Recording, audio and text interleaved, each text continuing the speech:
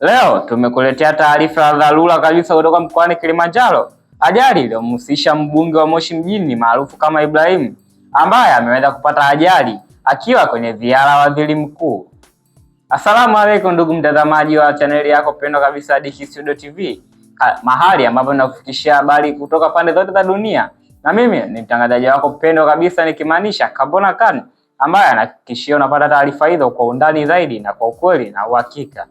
Basi ungana nami katika chaneli yako pendwa ili uweze kupata undani wa habari hii, na kikubwa zaidi nipende kukumbusha ndugu mtazamaji wa chaneli yetu pendwa, usisahau kusubscribe ili uweze kupata habari zetu popote pale ulipo, na uwe wa kwanza katika kujiunga katika familia yetu kubwa kabisa Dishi Studio TV ili uweze kujivinjari habari zako pendwa za kisasa kutoka pande zote za dunia.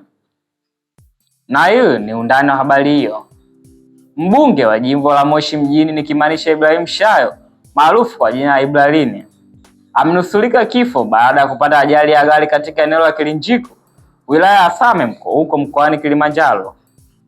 Hata hivyo, ajali hiyo imetokea tarehe 18 Februari mwaka huu, wakati mbunge huyo akiwa katika ziara rasmi iliyoambatana na waziri mkuu wa Tanzania Mwigulu Lameck Nchemba.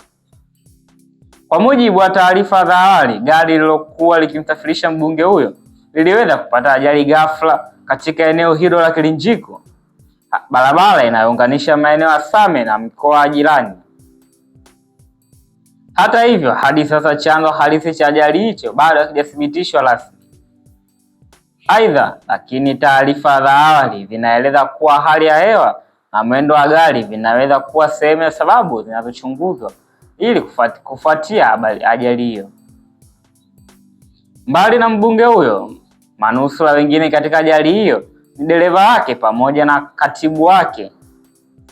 Kwa bahati nzuri, hakuna taarifa ya kifo iliyothibitishwa hadi sasa, jambo ambalo limeleta ahueni kwa wananchi wa Moshi mjini na wafuasi wake wa kisiasa.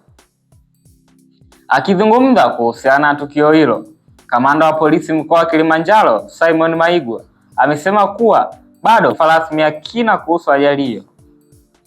Amenukuliwa akisema, "Nami nimefikia taarifa hiyo, nipeni muda nifuatilie kwa RT na nitawarudia."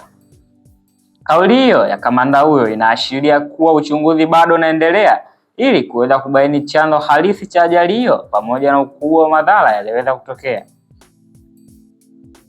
Hata hivyo, wananchi wengi kupitia mitandao yao ya kijamii wameonyesha hofu na wasiwasi wao, huku wakimtumia salamu za pole mbunge huyo na kuomba aweze kupona haraka iwapo amepata majeraha.